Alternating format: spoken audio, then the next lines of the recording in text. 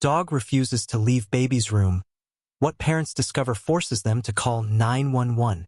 It started as something small, a little quirk, something Jacob and Emily found adorable. Every night, as soon as they laid their newborn son, Noah, in his crib, their Labrador Max would settle down beside it. He never left, not even when they called him. He would rest his head on his paws, eyes fixed on the baby, his ears twitching at the slightest movement. Max had always been protective of Emily throughout her pregnancy, following her everywhere, curling up near her belly as if he knew that something precious was growing inside her. So, when he continued his watchful behavior even after Noah was born, it didn't seem odd. It was heartwarming, really. At first, Jacob and Emily laughed about it. Looks like Max is taking his big brother role seriously, Jacob would joke. Emily even snapped pictures of Max lying beside the crib, his deep brown eyes filled with love and concern. She shared them with friends and family, who all thought it was the sweetest thing. But as time went on, something changed. Max was no longer just lying peacefully by the crib. He started behaving differently. Some nights, he would sit up instead of lying down, his body tense, his head tilting as if he was listening to something they couldn't hear. Other times, he would walk in circles around the crib, whining softly, nudging the wooden bars as if he was trying to check on the baby. Emily noticed it first. "Do you think something's wrong?" she asked Jacob one evening as they watched Max from the nursery door. Jacob shrugged. "Maybe he's just being overprotective. He loves Noah." That explanation was enough for a few days. But then, Max's behavior became impossible to ignore. He stopped sleeping at night. Instead, he stood guard. He would position himself between the crib and the door, his eyes always on high alert. When Emily or Jacob tried to call him away, he would refuse to move. And then, one night, he growled. It wasn't a playful growl. It wasn't the low rumble of a dog being bothered in his sleep. It was deep, serious, almost like a warning. Emily's heart pounded as she turned on the nursery light. "Max, what is it?" she whispered. The dog's eyes were locked on the farthest corner of the room. His fur bristled. His lips curled slightly. There was nothing there. At least, nothing they could see. Max's protectiveness soon became full-blown alarm. Each night, his behavior grew more intense. He began barking at odd hours, standing stiffly in the nursery, ears up, body trembling with tension.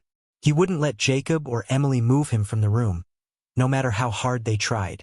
Then, something even stranger happened. One night, just as Emily was about to place Noah in his crib, Max suddenly jumped up into it. "Max!" she gasped, stepping back in shock. He had never done that before. The dog circled the baby, standing over him like a barrier, his body rigid, his eyes flicking toward the door. And then he barked. Loud, deep, warning. Jacob ran into the room, his heart racing. "What's going on?" Emily's hands shook as she pointed. "I don't know. He just jumped in and won't let me put Noah down." And that's when they heard it. A soft creak. Not from the crib. Not from Max. From somewhere inside the house. Jacob's breath hitched. His eyes darted toward the baby monitor on the dresser. He hesitated, then grabbed it, rewinding the footage from earlier in the night. And what he saw made his blood run cold. Something or someone had been in the room before them. Jacob and Emily had always known Max to be a gentle and loving dog. He was the kind of Labrador who would rather lick an intruder than bite them. He had never shown aggression toward anyone, not even strangers. That's why his sudden change in behavior sent chills down their spine. Started small. Max would growl lowly, almost as if he was warning them about something they couldn't see. His eyes would focus on a particular spot in the room, usually near Noah's crib, and his body would stiffen, ready to protect. At first, they thought he was just reacting to shadows or the sound of the wind. But as the nights passed, his growls became louder, more urgent. Then, one evening, while Emily was rocking Noah to sleep, Max did something he had never done before. As soon as she stepped toward the crib to lay the baby down, Max jumped between her and the crib, blocking her path. His hackles were raised, his tail stiff. He looked up at Emily, his eyes filled with something that almost looked like desperation.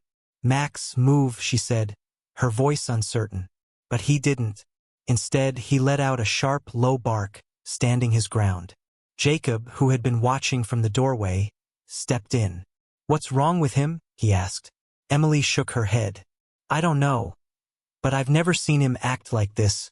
Jacob sighed and reached for Max's collar, trying to pull him back. But as soon as he touched him, Max turned his head and let out a deep growl. Not at Jacob, but at something behind him. Both parents froze.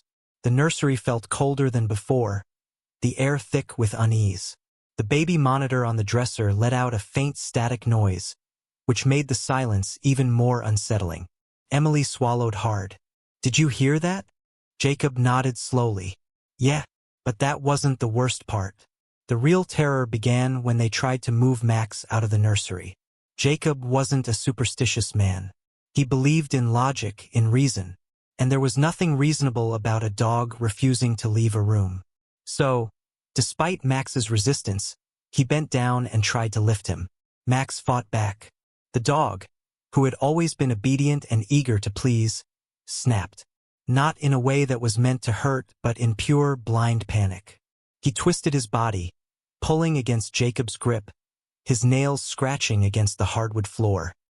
He let out frantic whines, his breathing heavy and labored. It was as if removing him from the room was the worst thing that could happen. Jacob let go immediately, stepping back in shock. Max stumbled forward but quickly returned to his spot next to Noah's crib, panting. His entire body trembled, his ears pinned back. Emily covered her mouth. "Jacob, I think something's wrong." Jacob ran a hand through his hair, trying to stay calm. "It doesn't make sense. He's acting like he's protecting Noah from something." Emily's mind raced. Was it a scent? A sound? Was there an animal outside that he could sense but they couldn't? None of it added up. That night, neither of them slept. Jacob stayed awake in the nursery, watching Max, watching Noah, watching the shadows stretch across the walls. Emily lay in bed, staring at the ceiling, her ears straining for anything unusual. And then it happened. It was just past 2 a.m. when Emily heard it. Faint, rhythmic creaking. At first, she thought it was coming from outside, maybe a tree branch tapping against the window. But as she listened closely, her blood ran cold. It wasn't coming from outside. It was coming from inside the house. She sat up slowly, holding her breath. The creaking grew louder, like footsteps moving across the floor. But the way they sounded, it wasn't normal. They were too slow, too deliberate. She turned to Jacob, whispering his name. But before he could even respond, Max let out a deep, terrifying bark from the nursery. It wasn't just a warning bark. It was the kind of bark dogs give when they're ready to attack. Emily jumped out of bed, her heart racing. She ran toward the nursery, Jacob right behind her. The moment they reached the doorway, they stopped dead in their tracks. Max was standing over Noah's crib, his teeth bared, his body stiff, his fur bristling. His eyes were locked on the baby monitor on the dresser, which was now emitting a low, static sound. Jacob frowned and stepped forward, picking up the monitor. He adjusted the screen, his hands shaking. The image flickered before finally clearing up. And that's when they saw it. A dark, shadowy figure standing in the corner of Noah's room. Not in real life, but on the monitor screen. Jacob's hands trembled as he stared at the baby monitor screen. His rational mind screamed that there had to be an explanation. Perhaps a glitch, a reflection, or even dust particles. But his gut told him something different. Emily clutched his arm. "What is that?" she whispered, her voice barely audible. Max remained rigid beside Noah's crib, his growls turning into a steady, menacing rumble. Every instinct in Jacob told him that whatever was on that screen wasn't supposed to be there. "I don't know," he muttered, "but I'm going to find out." Without wasting another second, he grabbed his phone and switched on the flashlight. A shaky beam of light swept across the room, illuminating the soft pastel walls, the wooden crib, and the dresser. Everything looked exactly as it should, nothing out of place. But Max wasn't convinced. The Labrador's ears were pinned back, his gaze fixed on the far corner of the room where the shadowy figure had appeared on the monitor. His chest heaved with every deep breath, his stance unwavering. Jacob took a cautious step forward, aiming his light at the corner. Empty. His pulse thundered in his ears as he scanned the ceiling, the walls, and the curtains.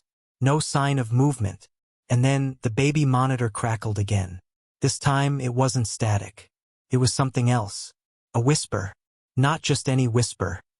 It was distorted, eerie, and it sent an icy chill down his spine. Emily gasped, clutching Noah tightly. Jacob, please, just stop. We need to leave this room right now. But Jacob couldn't. He needed answers. Determined to understand what was happening, Jacob rushed to grab the security camera footage from the baby monitor's app.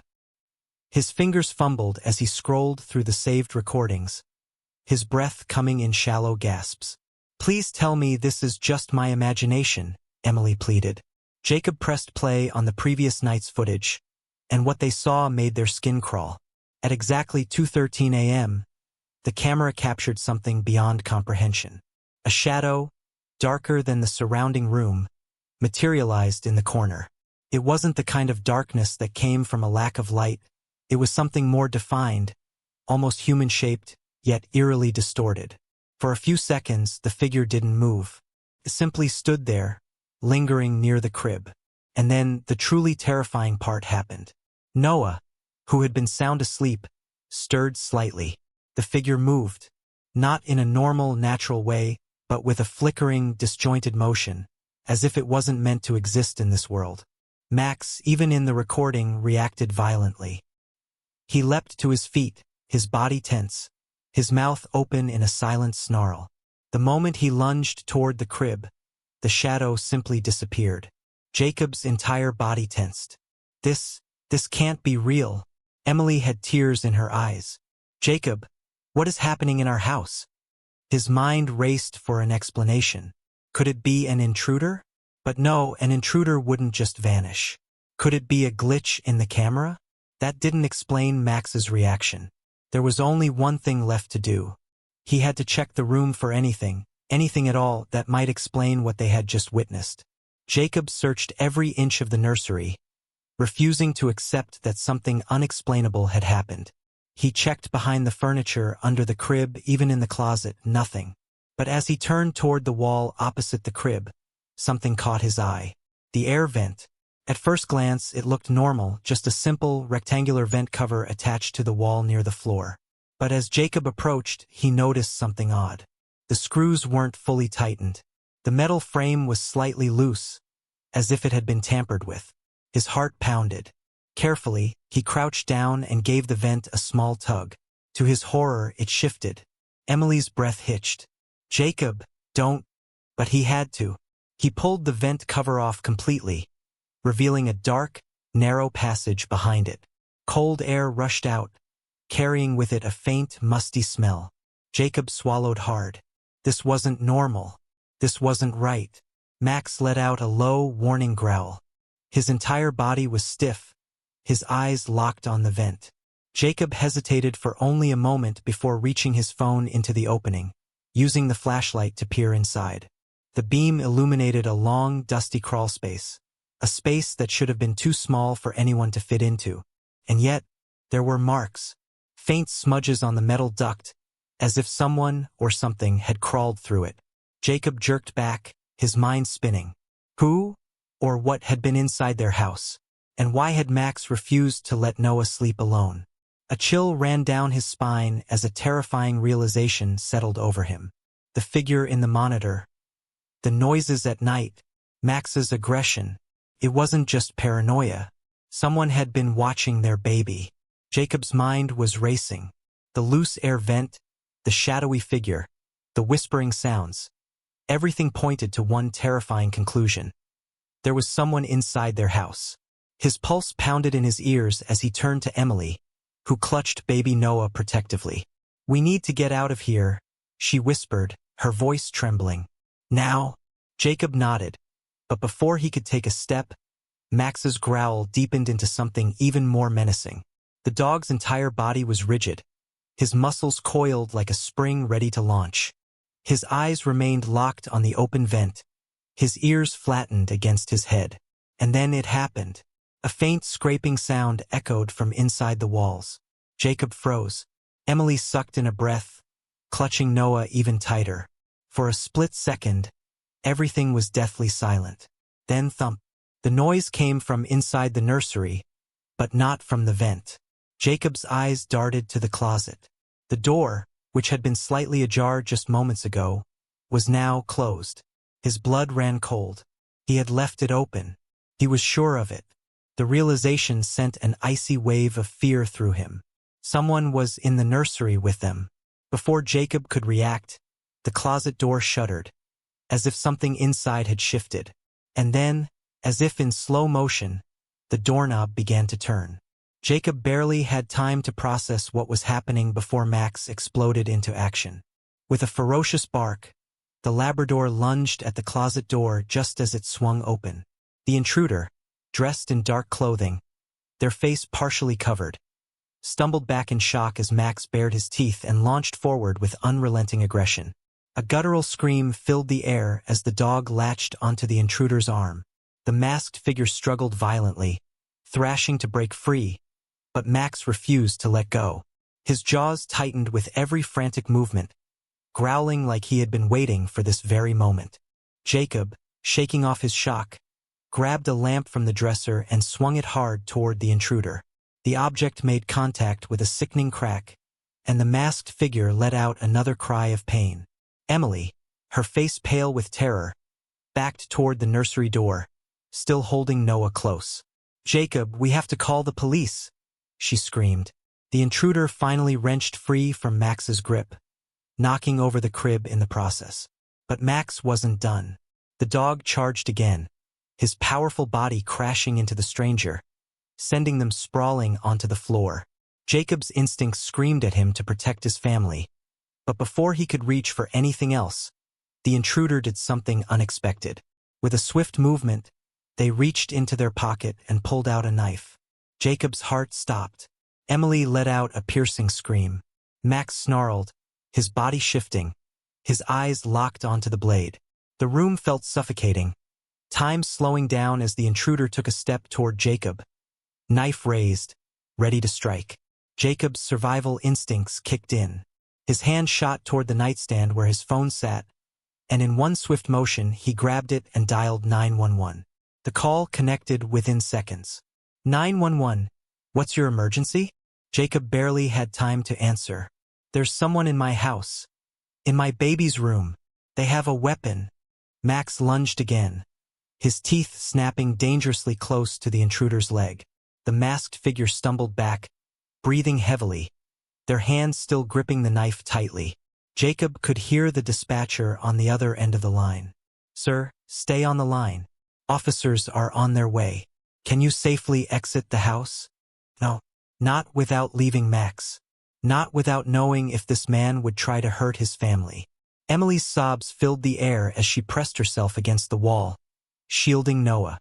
Jacob could hear her whispering, "Please, please, please," over and over again. The intruder, realizing that Jacob had called the police, took a desperate look at the open nursery door.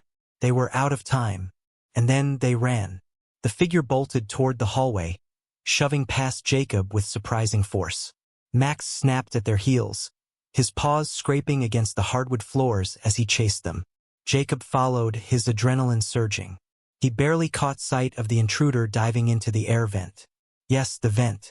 This person had been hiding in their walls. For how long? Days? Weeks?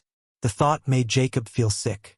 Max barked wildly, trying to squeeze into the narrow space, but the intruder was already disappearing. Jacob ran to the vent, shining his phone flashlight inside, but all he could see was darkness. And then a distant scraping sound. Whoever this was, they had an escape route. Jacob gritted his teeth and turned back toward the nursery, where Emily stood frozen, her face wet with tears. "The police are coming," he said, his voice shaking. Emily let out a shuddering breath. Who was that? Jacob didn't have an answer, but what he did know was that Max had saved their lives. If it weren't for him, he didn't even want to think about what could have happened to Noah. Less than 3 minutes later, Sirens filled the night air. The nightmare wasn't over yet. But the intruder? They weren't going to get away that easily. The wailing of sirens shattered the eerie silence of the night, their flashing red and blue lights casting haunting shadows through the windows.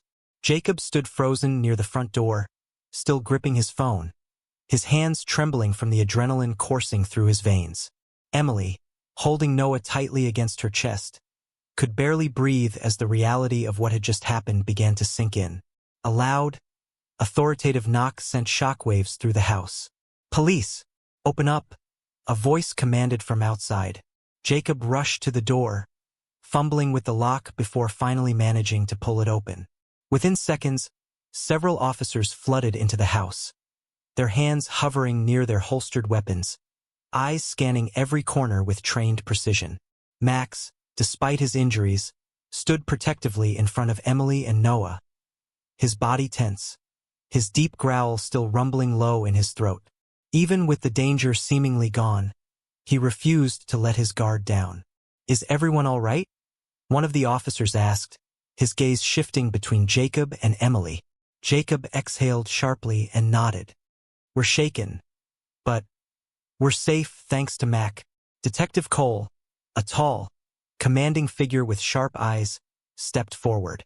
"We need to know exactly what happened. Start from the beginning." Jacob and Emily exchanged glances before Jacob launched into a breathless recount of the night's events. Max's strange behavior, the disturbing noises, the hidden camera footage, and finally, the terrifying moment when the intruder appeared in the nursery. As he spoke, officers began methodically sweeping through the house, their flashlights illuminating every corner, every shadow, every possible hiding place. The tension in the room remained thick, a suffocating weight pressing against everyone's chest. In the nursery, the air vent hung partially open, its edges scratched and bent, clear evidence of forced entry. An officer crouched down, inspecting it carefully, before turning to another officer. "He got in through here," he confirmed grimly. Jacob's stomach twisted as he imagined an unknown man slithering into his child's room through such a small opening. How long had he been inside the house? How many nights had he lurked in the shadows, watching them? Suddenly, another officer's voice called out from behind the crib. "Detective, you might want to see this." Cole strode over as the officer pried open a loose wall panel. What lay behind it sent a chill through everyone in the room. A small, hidden space just big enough for a person to crawl into. Inside, there was a crumpled sleeping bag, food wrappers, and an old, tattered notebook. Jacob felt his heart lurch as the officer carefully retrieved the notebook, flipping through its pages. The further he read, the deeper the frown on his face became. "What is it?" Emily asked, her voice barely above a whisper. The officer turned the book around, revealing its contents. Emily's breath caught in her throat. "He's been watching us," she choked out, her grip tightening around Noah. Jacob's skin crawled. Every routine, every habit, every move they made. It was all written down in terrifying detail. "This wasn't just a burglary," Detective Cole muttered. "This was planned. He knew your schedule. He knew when you'd be vulnerable." Jacob swallowed hard. "Then why go after Noah?" The detective didn't answer immediately. He flipped through a few more pages before landing on a final, scrawled message. "Tonight is the night." The room fell into a suffocating silence. The officers moved quickly, reviewing security footage from earlier in the week. What they found sent ice-cold fear through Jacob's veins. The footage revealed that the intruder hadn't just broken into the house tonight. He had been inside for days. There, in the grainy night vision, a shadowy figure crept through the halls at 2 a.m., slipping in and out of rooms, watching, waiting. One clip showed him standing at Noah's crib, his face barely visible in the dim light. Emily gasped, her body stiffening. "He was inside while we were sleeping?" The detective nodded grimly. "And he wasn't just watching. He was preparing." They rewound further. The footage showed the man slipping in through the air vent, moving through the crawl spaces, listening in on their conversations. The realization hit like a punch to the gut. They hadn't just been burgled. They had been hunted. In the midst of the horror, one undeniable truth stood out. Max had saved them. Had it not been for his persistent, almost obsessive need to guard Noah, they never would have known the danger lurking in their own home. The officers turned to the loyal dog, still standing protectively near Emily and Noah. "Your dog's a hero," one officer said, kneeling beside Max and gently patting his head. Without him, this could have ended very differently. Jacob knelt beside his injured companion, running a hand over his fur. "You saved us, buddy," he murmured, his voice thick with emotion.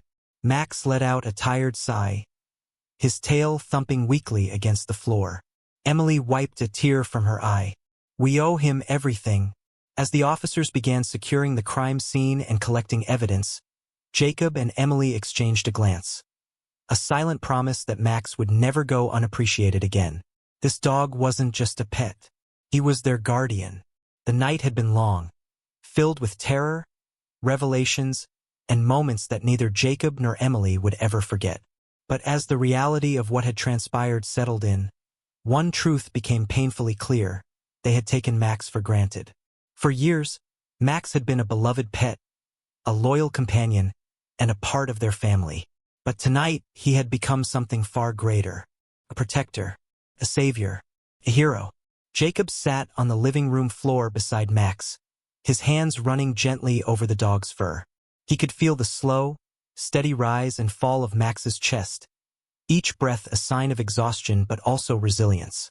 The deep gash on Max's side had been cleaned and bandaged by one of the responding officers, and despite the pain he must have been in, he still refused to leave Noah's side. Max's dark eyes, filled with a mixture of pain and love, flickered up toward Jacob. "You knew all along, didn't you?" Jacob whispered, his throat tight. Max let out a soft sigh, resting his head on Jacob's lap. Emily, cradling Noah against her chest, watched from the couch, guilt weighing heavily on her heart.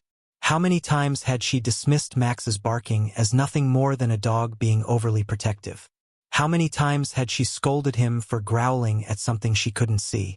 Tears welled in her eyes. "We should have listened to you, boy," she murmured, reaching out to stroke his fur. "We should have trusted you." In the days that followed, everything changed. Max was no longer just the family dog. He was their guardian, their protector, the one who had stood between them and the unknown danger lurking in the darkness. The intruder, identified as a former handyman who had worked on their house years ago, had been arrested. He had known the layout of their home well, exploiting its hidden spaces to move undetected. The police confirmed that had it not been for Max, the outcome could have been far worse. This realization sent a shiver down Jacob's spine. The mere thought of what could have happened if Max hadn't been there, if he hadn't sensed the danger, if he hadn't risked his own life to defend Noah, was unbearable. From that moment forward, Max was treated differently.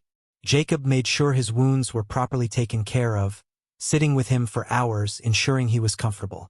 Emily took extra time preparing his food, adding cooked chicken and broth to his meals as a special reward. Even Noah, though too young to understand what had happened, seemed to sense the shift, giggling and reaching out for Max every time he was near. The once underappreciated family pet had become the most cherished member of their household. With their newfound respect for Max came an overwhelming wave of guilt. Jacob replayed the past few weeks in his mind, the countless times he had ignored Max's warnings, the times he had dismissed his barking as mere nuisance. He felt ashamed that it had taken something so terrifying for him to truly realize Max's worth. "I should have listened," he admitted one evening, sitting beside Emily on the couch as Max lay curled up near their feet. Emily nodded, her fingers lightly tracing patterns on Noah's tiny hand. "We both should have." Her voice was laced with regret, heavy with the knowledge that they had failed to trust the one who had trusted them unconditionally. That night, as Emily lay in bed, she stared at the ceiling, unable to sleep.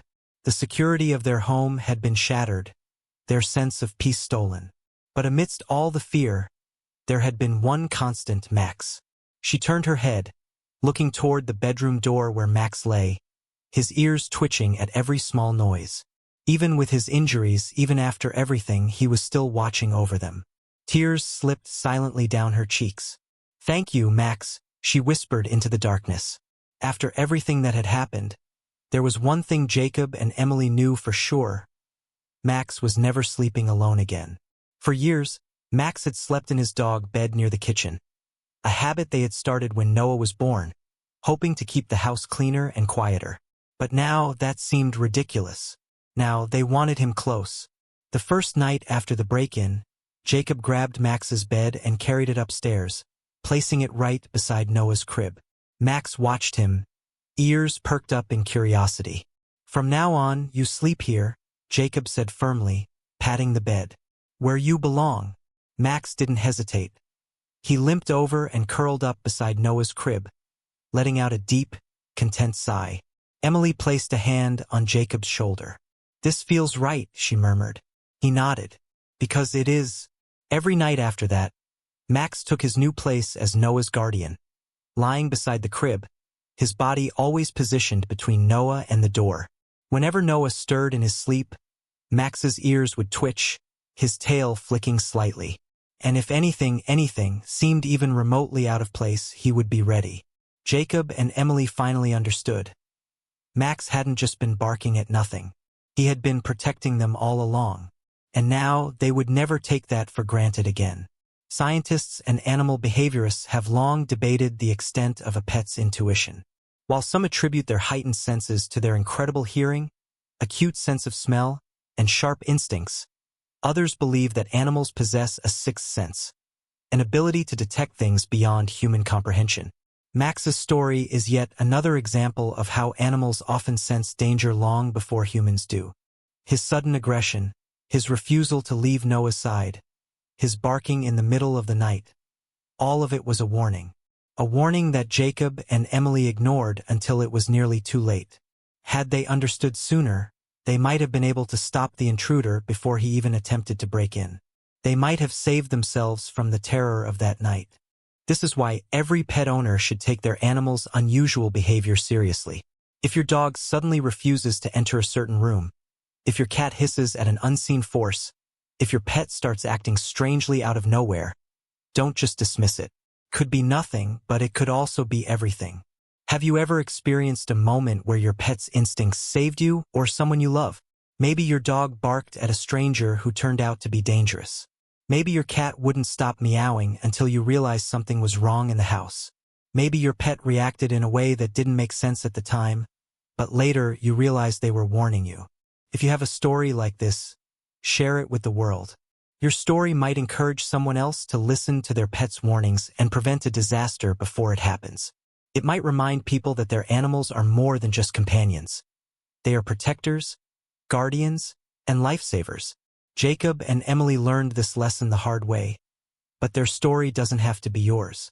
So, if your pet has ever done something incredible, something that made you realize their instincts were sharper than yours, tell us in the comments. Let's start a conversation about how amazing our furry friends truly are. Every year, there are heartbreaking stories of pet owners ignoring their animals' warnings, only to face tragedy later. Some people dismiss their dog's barking as a nuisance. Some think their cat's strange behavior is just a phase. Some overlook the warning signs because they don't believe animals are capable of such perception. But the truth is they are. And the more people understand this, the more lives can be saved. If the story resonated with you, don't keep it to yourself. Share it with your family, your friends, and fellow pet owners. Let them know that the next time their dog growls at an empty hallway or their cat refuses to enter a certain room, they should pay attention. Because sometimes those moments aren't random. Sometimes they're the difference between safety and danger, between ignorance and awareness, between life and death. So trust your pets, listen to them, respect their instincts, because as Max proved, sometimes they're the only ones standing between you and the unknown.